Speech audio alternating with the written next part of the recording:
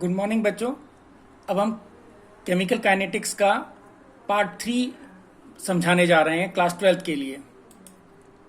इस पार्ट में हम आपको कॉम्प्लेक्स रिएक्शन और उनके मैकेनिज्म के बारे में बताएंगे। रिएक्शन के जो टाइप्स हैं, zero order reaction, first order reaction, second order, third order, fourth order और सीरो ऑर्डर रिएक्शन क्या होती हैं, इस पार्ट में हम ये सब कुछ बताने की कोशिश करेंगे। पहली है कॉम्प्लेक्स रिएक्शन। कॉम्प्लेक्स रिएक्शन वो होती हैं जो एक से ज्यादा स्टेप्स लेती हैं कंप्लीट होने के लिए। इनमें law of mass action follow नहीं होता और इनका एक मैकेनिज्म होता है रिएक्शन प्रोसीड करने का। हमारे पास ये देखो दो एग्जांपल हैं, जैसे कि ये वाला एग्जांपल हमारे पास NO2 plus F2 equals two gives 2NO2F। तो इसमें जो रेट है हमारा वो देखो इन दोनों पर डिपेंड करता है, लेकिन जो इसकी जो कंसंट्रेशन की पावर है वो मैच नहीं कर रही है हमारे पास। अब ये रिएक्शन कैसे फॉलो होती है, इसके स्टेप्स देखो। अब इसमें दो स्टेप्स होते हैं। पहला स्टेप स्लो होता है जिसमें फ्लोरीन के मॉलिक्यूल ब्रेक होते हैं और यहां बॉन्ड ब्रेक हुआ और एक NO2 के साथ NO2F बनाएगा और एक फ्लोरीन हमारा बच जाएगा रिएक्शन इंटरमीडिएट के रूप में। और ये स्लो स्टेप जैसे ही पूरा होगा एकदम फास्ट स्टेप हो जाएगा, NO2 के साथ दूसरा F मिलके NO2F बना देगा। अगर हम इस ओवरऑल रिएक्शन को देखें तो देखो यहाँ F से F कट गया और बाकी रिएक्शन को हम देखेंगे तो दो NO2 यहां पर है, एक F यहां पर है और दो NO2F यहां पर बन गए। तो इस तरह रिएक्शन ये हमारी पूरी हो गई। तो इस रिएक्शन को दो स्टेप में कंप्लीट हुई। जो उसका स्लोवेस्ट स्टेप है वही हमारा रेट डिटरमाइनिंग स्टेप होगा। तो इस रिएक्शन में हम इसका रेट देखेंगे, ठीक है। अब देखो दूसरी रिएक्शन ये है NO2 प्लस CO, NO और CO2, ठीक है ना। इसका रेट जो रेट इक्वेशन दे रखी KNO2 का पावर 2, ठीक है ना, लेकिन यहां पर तो NO2 और CO है। तो ये वाला मैकेनिज्म कैसा है, देखो NO2 ने सबसे पहले NO2 से ही रिएक्ट करा और NO और NO3 बनाया। ये स्लो स्टेप था इसका। अब NO3 फिर दोबारा कार्बन मोनोऑक्साइड से रिएक्ट करके NO2 बनाएगा और कार्बन डाइऑक्साइड बनाएगा। ये फास्ट स्टेप है इसका।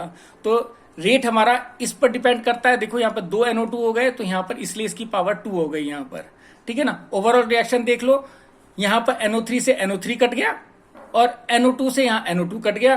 तो हमारे पास ओवरऑल रिएक्शन NO CO और NO और CO2 ये हमारे पास बच गए। इसी तरह अब हम देखो ये तीसरी रिएक्शन है।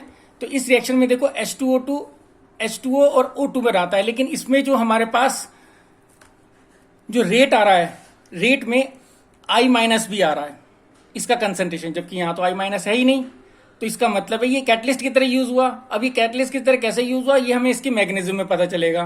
तो देखो सबसे पहले H2O2 ने I माइनस से रिएक्ट करा और H2O प्लस IO माइनस बनाया, ठीक है। और ये IO माइनस H2O2 से रिएक्ट करके H2O और IO2 बनाएगा और IO2 माइनस ये वापस I माइनस और O2 में टूट जाएगा। देखो I माइनस दोबारा बन गया हमारे पास, ठीक है ना। अब इस रिएक्शन को अगर हम left and right hand side को काट के देखेंगे तो ये इससे कट जाएगा, IO इससे कट जाएगा और ये इससे कट जाएगा। तो हमारे पास बची हुई रिएक्शन हमारे पास क्या हो जाएगी, H2O2 गिव्स 2H2O, देखो 2H2O बच गए और एक O2 बच गया।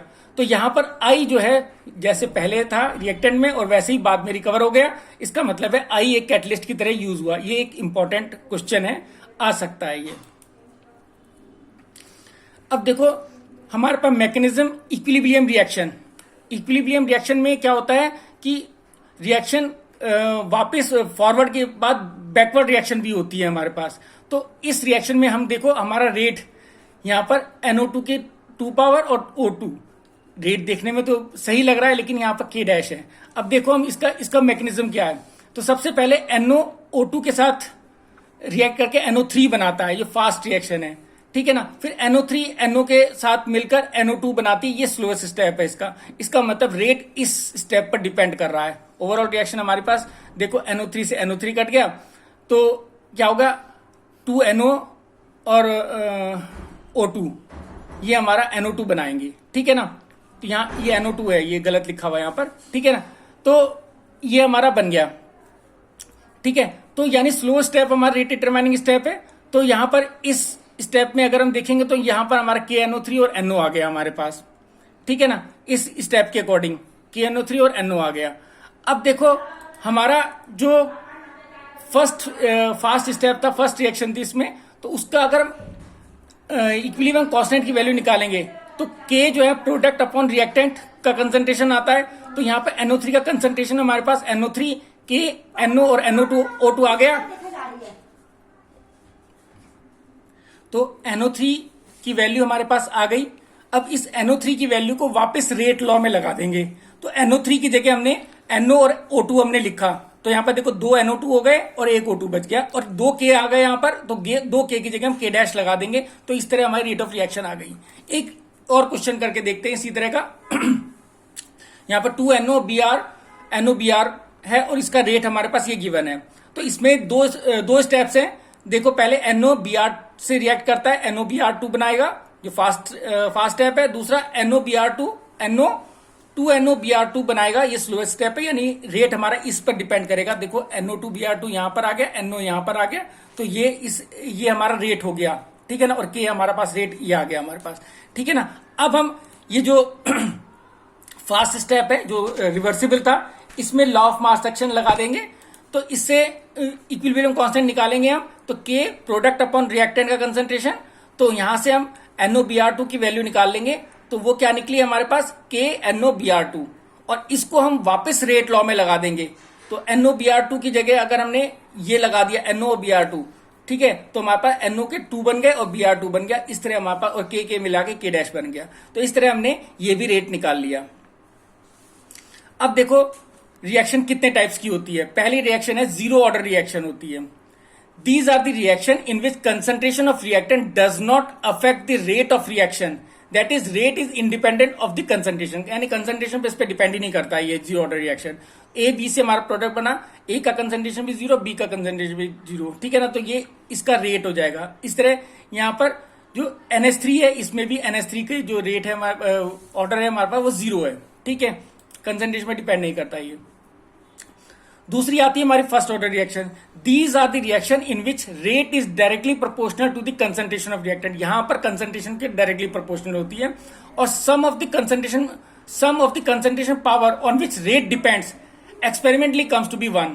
तो इनकी पावर अगर हम करेंगे तो 1 आ जाएगी। तो यहां पर AB प्रोडक्ट बना रहा है, तो रेट हाफ और हाफ मिला के क्या हो गया 1, ठीक है ना। तो यहां पर जो कंसंट्रेशन, यहां पर जो रेट आता है, कंसंट्रेशन की पावर आती है वो 1 आती है हमारे पास। जितनी भी रेडियो एक्टिव डिके होती हैं वो फर्स्ट ऑर्डर रिएक्शन में ही हमारे पास आती हैं। Second order reaction, these are the reaction in which rate is proportional to the square of concentration of reactant, यानी कंसंट्रेशन के रिएक्टेंट के स्क्वायर के बराबर होता है। और यहां पर कंसंट्रेशन की पावर का सम जो आता है वो 2 आता है। ये एक्सपेरिमेंटली प्रूफ करने वाली वैल्यू है, ठीक है ना। तो यहां पर रेट देखो A और B का 1 और 1 कितना हो गया 2 हो गया, ठीक है ना। तो यहां पर ऐसी इस वाली इक्वेशन में भी रेट 2 हो गया हमारा। अब एक चीज देखने वाली है, higher order reaction are not possible. Higher order reaction possible नहीं होती है because order of the reaction depend on concentration of number of molecule showing simultaneous collision.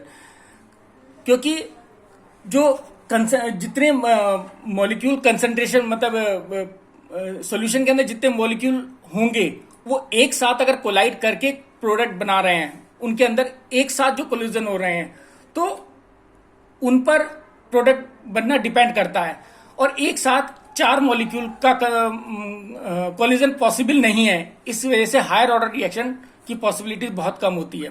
Simultaneous collision किसे कहते हैं? Number of molecule showing collision with each other at same time, यानी एक ही समय पर अगर 3 से 4 मॉलिक्यूल टकराते हैं तो वो उसको साइमल्टेनियस कोलिजन कहते हैं।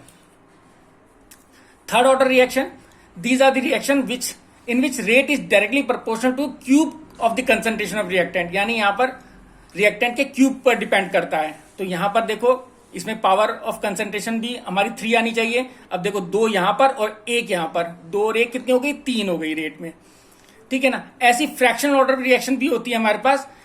तो these are the reaction in which rate depend upon the fraction power of the reactant. जैसे H2 पर Br2 है, तो यहां H2 का 1 है और Br2 का हाफ है, तो यहां पर क्या हो जाएगा, इसका ऑर्डर कितना होगा 3/2 ऑर्डर हो जाएगा इसका।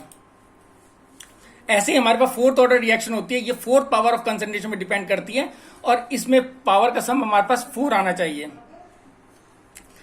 इसी तरह हमारी एक सीडो ऑर्डर रिएक्शन होती है, जो वैसे तो कम ऑर्डर की होती है लेकिन दिखती हमें ज्यादा ऑर्डर की है। अब इसका एग्जांपल जो होता है, these are reaction which appear to be second order but actually are of first order reaction. इसमें इस रिएक्शन में आता है हाइड्रोलिसिस रिएक्शन जितनी होती है वो हमारे इसी ऑर्डर में आती है। Such reaction reactant use to be in excess, क्योंकि इस रिएक्शन में जो रिएक्टेंट होते हैं उनमें से एक रिएक्टेंट ज्यादा मात्रा में होगा, और इसका एग्जांपल है हाइड्रोलिसिस ऑफ एस्टर।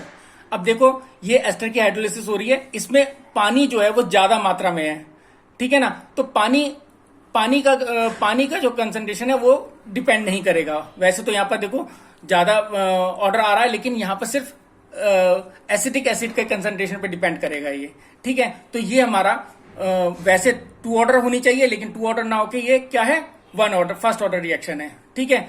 और इसी के साथ हम ये पार्ट खत्म कर रहे हैं। Thank you.